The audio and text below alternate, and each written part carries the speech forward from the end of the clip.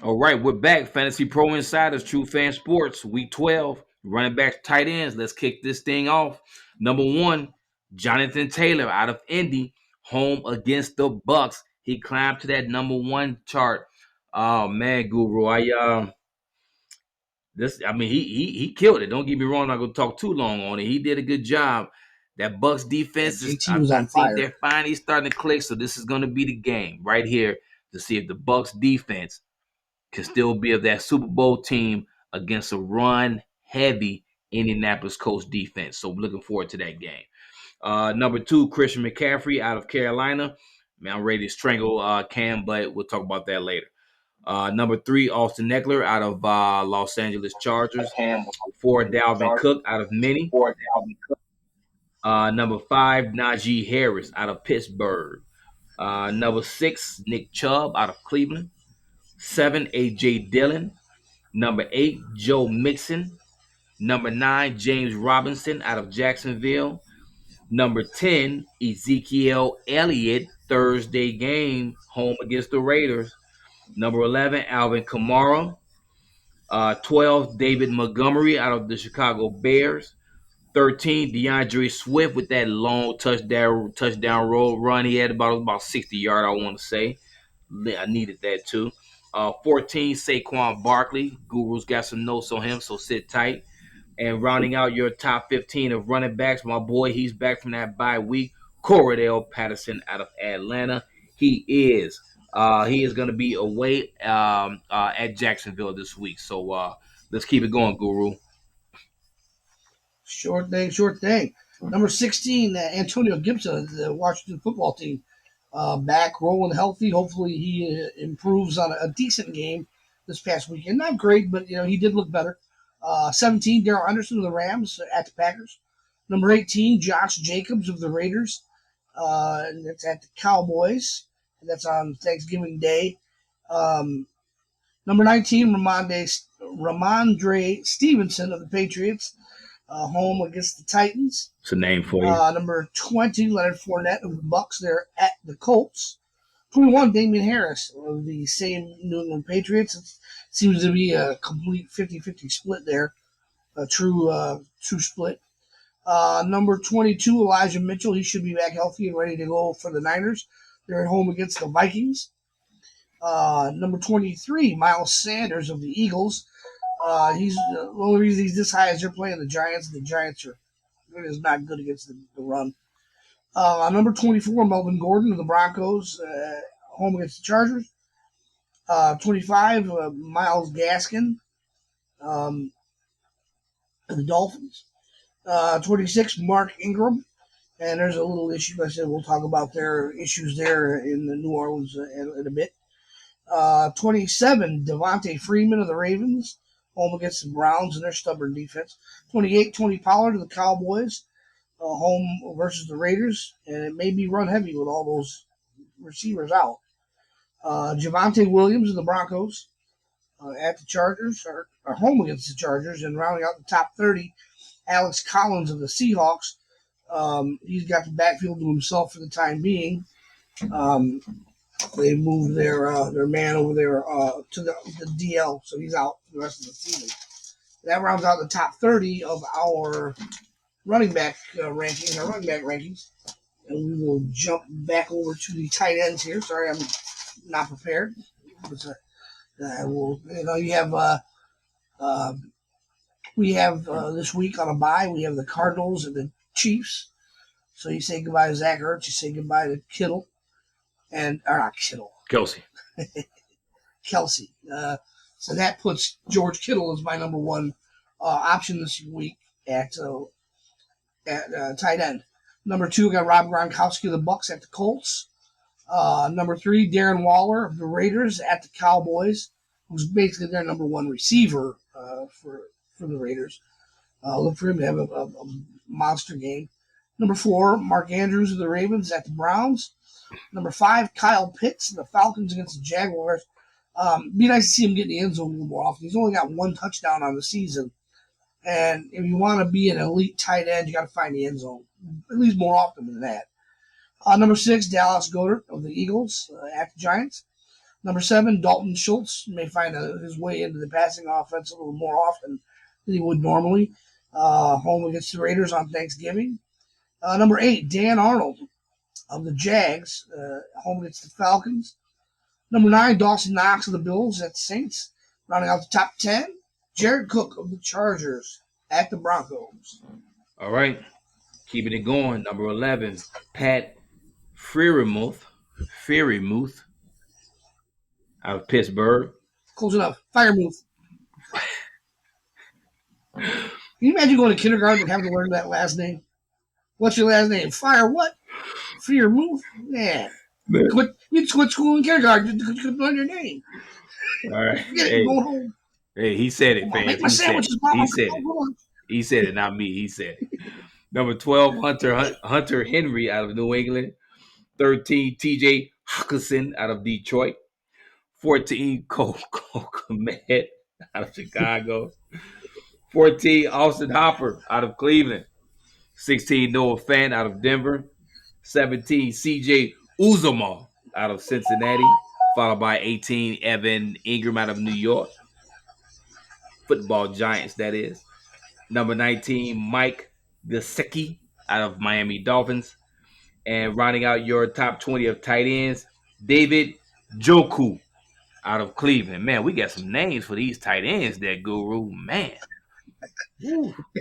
How'd you like to have we might have to have a ranking of names for the next show. No disrespect. It was probably a lot worse. Not at all. But couldn't you imagine growing up back in the day when we were growing up and have the Kmart jokes if your name was Kmet? How you'd be making fun of, man? Where's your track shoes, man? Where's your I imagine the Kmart jokes was flying at him. And yeah. All right, man. Guru, so let's talk, man. We've got a running back situation going on out there in New Orleans, man. What's going on out there with Kamara and Mark Ingram, man? Well, both of them are all nicked up this week.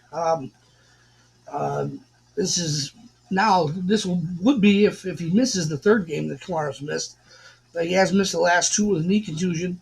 It's unclear if he's going to be ready because they play Thursday also against Buffalo. While the Bills are all of a sudden they look slightly vulnerable on defense the last couple of weeks. If Kamara is out again, I wouldn't look for much from Mark Ingram. He was filled in admirably the last 2 weeks, but he's dealing with a knee issue of his own. And to be honest, he's just not Alvin Kamara. He just doesn't have the spark, the explosion that Kamara brings. And even when he's 100% healthy, let's face it, the offense has been a sham since Jameis Winston went down earlier this season. And while Winston, he's no Drew Brees, Winston did keep the chains moving and he keeps the offense on the field and gives them, more options. You had to depend on Ingram the last couple of weeks. He had to make his hay with the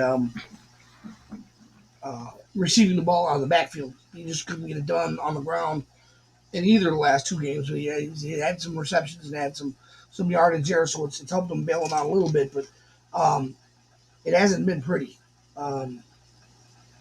in the running game. Well, the entire offense, for that matter, for the Saints, they got some things to work out, and with a short week this week, I'd be a little apprehensive about their backfield situation. Their entire offense, actually, this week, I would be skittish about. All right. With that said, I mean, we do go ahead. Yeah, I think the situation you can feel a little better about will be the New York Giants. Even though their offense sputtered pretty bad this past week, they welcomed Saquon Barkley back to the field, and the game just got away from them early, and they just could not establish the run, having to play from behind in a big hurry. Dan Jones had a night to forget, put the entire team in a hole early, and then he just kept digging. Jones was 23 of 38 for a pathetic 167 yards and 2 interceptions. And the Giants' lone touchdown was to an offensive lineman on a goal line tackle-eligible play that had to thrill fantasy GMs everywhere, especially those with Barkley coming back and expecting a TD from the goal line. That TD could have saved his evening. Unfortunately, he didn't get it. The offense was so anemic that they fired Jason Garrett the very next morning. They cut him loose. They're like, you know what, that's enough.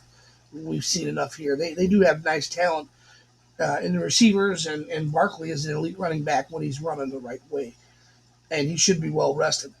Um, the running should get easier for Barkley. They face off against the run defense. The Philadelphia Eagles, they're bad.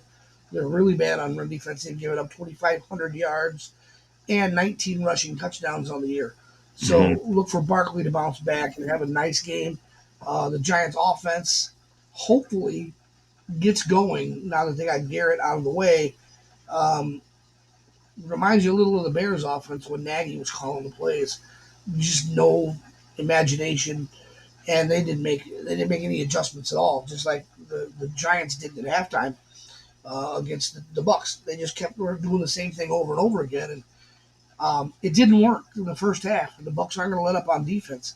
Change it up, do something different, do anything different, but you Yeah. have to try something. You just can't keep throwing. I think he averaged 4.4 yards per pass attempt. Mm. Um, that's nothing. You're not going to get the ball. You're not going to get the ball on the field that way. And you're putting your tight ends and your running backs in a bad situation because you're throwing right into the heart of the defense. Only 4.4 yards per pass attempt. You're throwing right between the defensive line and the linebackers, and they're not going anywhere. They're not going anywhere. So they put them in a hole, and it's too bad because they do have some defense, or they do have some nice offensive pieces there in New York. Hopefully, this wakes them up and gets them going. Okay. Yeah, like I think So that's Barkley's gonna get some more touches this week with Garrick being out this week. That Freddie Kitchens now is the new AC. As you can remember, Freddie Kitchen, former Cleveland Browns head coach, former old line coach as well. So look for Barkley to get more touches, this week. So I see a big week coming out of Barkley. They're gonna be run a little bit more run heavy now. Daniel Jones not the guy that's gonna get it done in the air for that team. So Guru, we mentioned earlier. We've got the bye weeks of Kansas City with Kelsey out. We've got Arizona on the bye week with Zach Ertz out. That's two top 10 tight ends there. You know what I mean? Even Zach Ertz, he's been on fire since he came down to Arizona, so he's been doing well. So with two tight ends out this week, who are some guys, maybe one or two guys that some of these guys out here can insert to their lineup at the tight end position? I like Dan Arnold a whole lot this week for the Jags against the Falcons. Um, he's been a touchdown maker the last, I think it's 4 weeks now. He's found his way into the end zone. So he's been very productive. Look for him to get more run, more play, more opportunities as the season goes on. Um, I also like Hunter Henry a little bit this week. The Patriots against the Titans, and Evan Ingram of the Giants against the Eagles. Like I said, they didn't even look at him last week. I didn't check my notes. I wonder if he was injured last week, but they didn't even look his way in the offense. So they didn't even look his way in the offense last week. So I don't know what what transpired there, but hopefully the Giants get moving and Ingram gets a touchdown or two, at least a look in the red zone because when you have a offensive lineman catching the only damn touchdown in the whole game, it just sucks for the whole team, and they stunk it up. So those are a few guys you can use this week. But really, if Dan Arnold is available, that's the guy you really should get. Another guy, if he's available, I doubt that he's available, but Dalton Schultz, the Cowboys, because they're going to have lots of trouble there with no receivers. If Lamb and Amari Cooper are both out, so they're gonna have to get creative there. So there's a few options out there at tight end you can use. Do you yourself have anything to point out as far as the running backs go? Clyde Edwards-Helaire out. Um, Yeah, uh, yeah. Chase Edmonds, he's hurt now, but they're out. They're on the bye and for the Cards. So if you got anything, man, pipe in. Let us know. Well, yeah, those couple guys there that's going to be out this week. So James Robinson is a guy you need to keep in your lineup home against Atlanta. I'm sure he's a guy that's already in your lineup, but he should definitely be in there. With Chris Carson out in Seattle, Alex Collins looks to get more of the touches out there, so he's a guy you want to take a look at. He is away against the football team. Russell Wilson just isn't himself still yet. Now this is his second week back, so he still got some rust to kick off there. And with the slight injury of DK Metcalf, he'll play this week, but just a little injured. I see Seattle running the ball a little bit more this week, so he's a guy that you'll want to take a look at. And surprisingly, I'm hesitant to put him in the lineup, but he's holding it down at the running back position on Baltimore. Devonte Freeman. He's chipping away, but I mean he's not a guy I will put in my lineup. He's someone you just may want to look at if you are thirsty for a running back out there. But he would be in my last look as far as running backs. You know what I mean? Yeah, I would look at a. He's doing What's that? He's doing just enough. He's doing just enough. Exactly. Devonte Freeman, he's doing just enough to make it comfortable if you got to use him. If you got to use him as your RB1, you're screwed. Yeah, exactly. He's not RB1. But if you got to use him as a low end 2 or a flex position, you can stomach that. He's going to get you 9 to 13, maybe 14 points on a good day. I would say it's not the greatest, but you need it. I would say my last one I would keep an eye on. You got to. I know it's a short week with Dallas. If both receivers are out, we talked about this offline, Guru. If both receivers are out with Dallas, then you got Gallup and you got Said out there. Dallas may look at putting Ezekiel out there a little bit, in a slot, or maybe even Tony Pollard. So Tony Pollard could be a guy that you may want to look at. He'll get some touches. He'll get some returns as well. He's a guy that you may want to look at. I would probably look at him before I would look at Devonte Freeman for this week. But I would look at Alex Collins first before any of those. He's going to be the premier back out there in Seattle if you need a guy for this week. So that's my picks for this week, Guru. Yeah, I like, not that he's a sleeper by any stretch of the imagination, but I like Daryl Henderson coming off of the bye week. I think that week of rest kind of might be a little helpful for him. Elijah Mitchell, he had the week off dealing with that hand injury. Hopefully he's back to 100%. If he is, when the Vikings in there, they're middle of the road. They can be ran on. They're not gonna. They don't scare anybody defensively. So they're a team that can be ran on. And another guy who's just plugging along and doing just enough to maintain fantasy relevance is Melvin Gordon.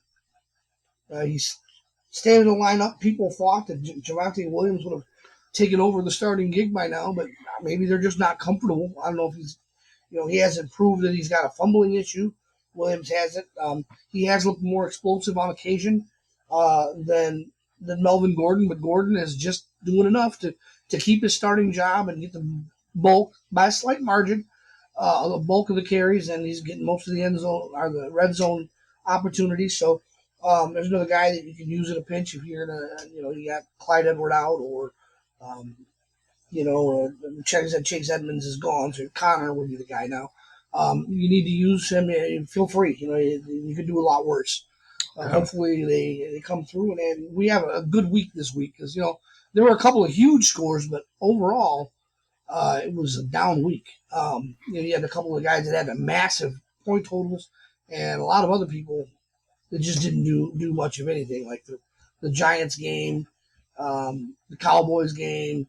There were a lot of people that just let you down this week, and hopefully that all bounces back because we got to start racking up the W's again. It's jockeying for playoff position, and we just want to be as high as a seed as you want.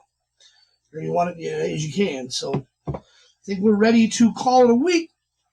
All right, man. Cordero Patterson back. Yeah, let's go ahead and call it a week. Cordero Patterson back for you. He's back. I'm excited too that he's back, man. I needed to win this week, man. So, that wraps up week 12 fantasy running backs and tight ends. We gave it to you all, QBs, receivers. running backs, tight ends with some bonus content as well. We wish you all a happy Thanksgiving, happy holidays, and remember, faith, family, football, and friends. Those are your 4 F's for this week. And the fifth one, fun. Let's put them all in that order, ladies and gentlemen. I'm your host, the Warden. He's the one, the only, the guru, giving it to you raw as always. Follow his lead, and you'll get that dub, ladies and gentlemen. So that's it for this week, and we'll see you next week for week 13. And save that sick stuff for after the kids go to bed. And we will talk to you later. Happy Thanksgiving, folks. Have a great holiday weekend and best of luck. By the way, write, like, subscribe, call us, drop us emails. Let us know if you need any assistance, any thoughts that you have, anything we can bring to you that we're not already bringing to you, something you want to hear, some players you want us to highlight. We'll be more than happy to throw it in on our next episode. So yeah, just like, subscribe, and share. Get the word out to whoever you can. We would definitely appreciate it. Again, have a great weekend. Have a great holiday. And we will see you folks week 13. Peace. Good night.